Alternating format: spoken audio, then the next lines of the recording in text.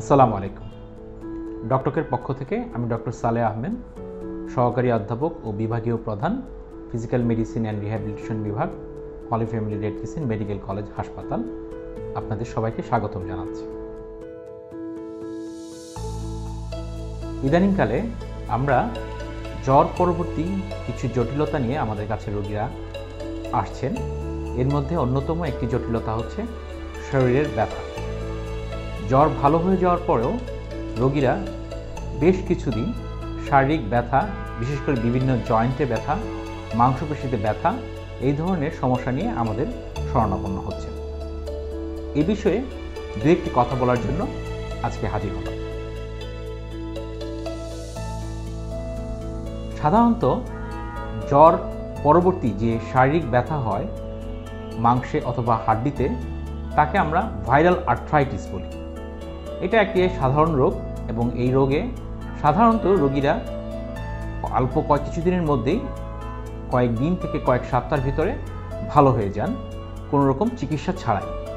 তবে কিছু কিছু ক্ষেত্রে দেখা যায় যে ব্যথার পরিমাণ এত বেশি থাকে যে ডক্টরের কিছু ব্যথার নাশক ওষুধ প্রেসক্রাইব করে থাকেন, যেমন অ্যানেসাইডস অথবা প্যারাসিটামল জাতীয় ওষুধ প্রেসক্রাইব করে থাকেন। তবে ইদানিংকালে কিছু কিছু রোগী পাওয়া যাচ্ছে যারা ব্যথার পরিমাণের মাত্রা এত বেশি যে তারা তাদের স্বাভাবিক জীবনযাত্রা ব্যাহত হচ্ছে, স্বাভাবিকভাবে তাদের কাজ করতে পারছেন না। সেক্ষেত্রে আমরা স্টেরয়েড জাতীয় ওষুধ লো ডোজে এবং কিছুদিনের জন্য দিয়ে থাকতে পারি। আবার ঠান্ডা পানির সেক অথবা বরফের সেক, গরম পানির সেক, ফিজিওথেরাপি বা ফিজিক্যাল এজেন্টের চিকিৎসা দিয়েও কিছু রোগীর উপকার করা যায়। অনেক সময় দেখা যায় যে সমস্ত রোগীদের রিউমাটয়েড আর্থ্রাইটিস বা অন্য ধরনের কোনো আর্থ্রাইটিস আছে কিন্তু তা এখনও প্রকাশিত হয় না, ওই সমস্ত রোগীরা জ্বরের পরবর্তীতে সেই সমস্ত রোগগুলো প্রকাশিত হয়ে যায়।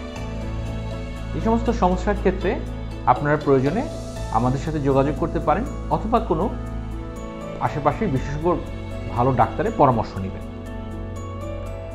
রোগীর ব্যথা কমানোর জন্য যে সমস্ত চিকিৎসা আছে সেই চিকিৎসার সাথে সাথে আপনাকে প্রচুর পরিমাণে পানি খেতে হবে, পর্যাপ্ত বিশ্রাম নিতে হবে এবং চিন্তামুক্ত জীবনযাপন করতে হবে। তাহলে আপনি এই সমস্ত রোগ থেকে রক্ষা পেতে পারেন।